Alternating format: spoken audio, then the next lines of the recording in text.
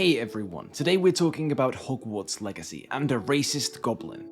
Oops, sorry, misread my notes. That should have been racist goblins plural, the ones in the game, not the one who wrote the Harry Potter books. So in this video we're going to take a look at some of the discourse around the game, as well as the biggest danger I feel Hogwarts Legacy poses. In case you're out of the loop, Hogwarts Legacy is an upcoming open-world action RPG developed by Avalanche Studios, published by Warner Bros. And based on the wizarding world of Harry Potter, the setting for a series of books and films from a while back you might have heard of. And it's been doing the rounds on social media in recent weeks because I guess Avalanche are revealing more details about the game, and that's shining a spotlight on what a lot of people have seen already, that some aspects of the game look kinda dicey. I'm not going to waste time explaining this in depth, since, statistically speaking, if you clicked on this video, you'll have heard about this before, but from what we've seen of the game so far, its depiction of the goblin race doubles down on the anti-Semitic tropes J.K. Rowling baked into these little fellas on the page, knowingly or otherwise. No longer are they just a race depicted solely as greedy, hook-nosed bankers, now they're actively conspiring against civilized society.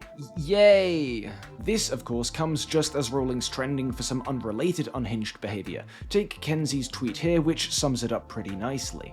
J.K. Rowling released a new book today about a YouTube animator that gets stabbed to death for making racist and transphobic animations, and it is 600 pages longer than Dune. If you're not keeping track, recent years have also seen Rowling write a book about a serial killer who's a man that dresses up in women's clothing to sneak up on people and kill them. No, I'm not making that up, and they've also seen her cited by noted war criminal and despot Vladimir Putin as a parallel to the horrid, nasty cancel culture the West was doing to, whatever country it is that's east of Ukraine. I'm drawing a blank on the name right now. Given all this, plus Rowling's general the worstness when it comes to posting and amplifying transphobic rhetoric online, it's no surprise that this adaptation of her world, and the racial insensitivity of the creations of hers it includes, would be the talk of Twitter Town, or that the general vibe of this talk would be, yeah, people probably shouldn't financially support this. There's some Potter fans and some Rowling apologists out there saying, hey, hold on, Rowling didn't actually have anything to do with Hogwarts Legacy directly, and in boycotting the game, you're only hurting underpaid, crunched-out game devs. But no. Sure, JK's not tied to the success of Legacy specifically, but the success of the Harry Potter brand absolutely benefits Rowling. Oh, well, what about separating the art from the artist then? Well, also no. While sure, Legacy is somewhat disconnected from 2022 Rowling in terms of direct creative input and such, it's pretty much impossible to separate the game from her work and her beliefs in a wider sense, because while the idea that these goblins are plotting some secret evil scheme is a big yikes moment unique to the game, it's obviously still using the extremely fraught goblin race Rowling developed for her books. This new vision of Rowling's world is inseparable from the super dicey stuff she baked into it. You'd have thought it goes without saying, but just in case, this game is constructed almost entirely from Rowling's building blocks, and these aren't great building blocks when it comes to racial sensitivity, or like plenty of other things. But even if this weren't true, even if it were valid to perform this sort of intercision and completely separate Legacy from Rowling on a conceptual level, that doesn't make things fine, because remember, the idea that these goblins are plotting some secret evil scheme is a big yikes moment unique to the game. No one forced them to make this story, it wasn't even embedded in the source material. No one forced Avalanche to go goblin mode. They could have just left the goblins of questionable ethnicity out of this and made a story about something else entirely. The goblin stuff here then is an issue, even when considered apart from Rowling and the books. So yeah, I'm not really sold on attempts to separate Legacy from Rowling because A, you kind of can't, and B, even if you could, it's still pretty goddamn dicey. And one more point before we move on. I have in the past been a vocal proponent of not judging things prematurely, of not condemning a film or series from the trailer alone. You might call me a hypocrite, but that isn't what I'm doing here, not quite. I can't say that Legacy will have a bad, problematic story with certainty, because nobody's played it. What I can say though is that it's clearly leaning on problematic tropes, and that's enough for me to declare this a yikes. Now if the game comes out and it turns out that we're playing 4D chess with audience expectations, that the real villain isn't the goblins at all, but corrupt, hate-mongering ministry wizards cooking up a false, racially charged hate campaign in the papers for personal gain, then I'll post an hour-long apology video and beg beg for Avalanche's forgiveness, but given the track record this franchise has, the way the wizarding world routinely approaches sensitive areas with all the decorum and grace of a coked-up bull in the world's smallest china shop, there really isn't any reason not to assume that this is exactly what it looks like. So upon looking into Legacy, the first thing you might notice is how fraught and problematic this central goblin mystery is, or how the game's pretty firmly linked to this not great public figure. But the second thing you'd notice, well, that's far, far more concerning to me, and that is just how good this game looks. Look, I'm not speaking mechanically here. There's no telling whether or not this game will be balanced, or whether the magic combat system will be satisfying or anything like that.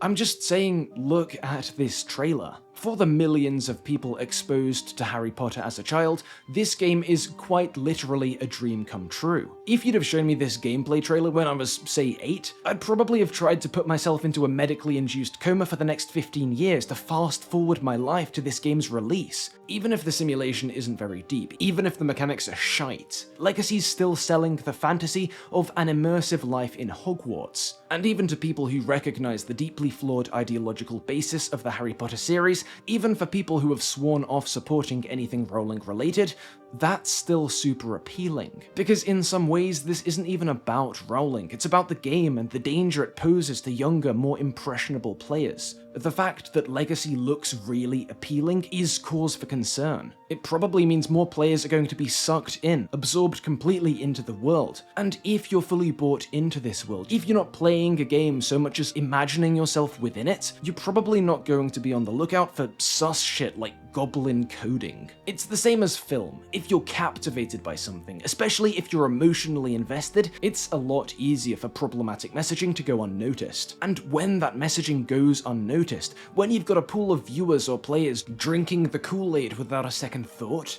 that's when it does the most damage. In addition, this recent social media bump isn't the first time Hogwarts Legacy has trended for controversial reasons. A bit over a year ago, lead designer Troy Leavitt was outed as a gamergator and general anti-SJW content creator. He subsequently resigned, so name checks out I guess, but this is a game based on the work of a bigot, and for most of its development, led by another. There's probably going to be even more dicey shit here than the stuff they showed us in the trailers. So am I saying that everyone who plays this game is going to take one look at the goblins plotting to destroy the noble wizard race and suddenly turn into an anti-Semite? Obviously not, that'd be stupid. But this does have the potential to normalize insensitive stereotypes in the minds of many less aware players. And that isn't nothing. If you're watching this, and you're on the fence about maybe trying this game out when it drops, hey, do whatever you want, but just do that while being aware of what you're supporting, and what your support could be amplifying. Perhaps there is no ethical consumption under capitalism, but that doesn't mean that all consumption is equally unethical. Personally, I'd be lying if I said I had no interest whatsoever in playing Legacy. I love free roam RPGs, I've spent thousands of hours playing them, and like many a Brit my age, I grew up fantasizing about the very setting this game brings to life in such tantalizing detail. I reread those books over and over, not for the plot, just to feel like I was in them. But at the end of the day, this is just a game. In the grand scheme of things, not playing a cool looking game is hardly some big sacrifice. And if there's even the smallest chance that my not playing it will reduce Rowling's platform by a fraction of a percent, or help in some tiny way any one of the communities who've borne the brunt of her aggressions, then that's a choice I'm delighted to make. But that's about it. I hope some of you at least were interested in hearing my general take on Hogwarts Legacy, the discourse surrounding it, and the danger it may pose by actually being good. If you didn't, then don't fret. Next video is going to be a back to pillar of garbage basics kind of deal. We're heading back to the Yoast first, so drop a like if you're excited for that. Or even if you're not, a like would be pretty gosh darn sweet. And big shout out to all my patrons on screen now. Great to see some new names, thanks so much for the support, and especially to Kevin Douglas and Ian Fifield.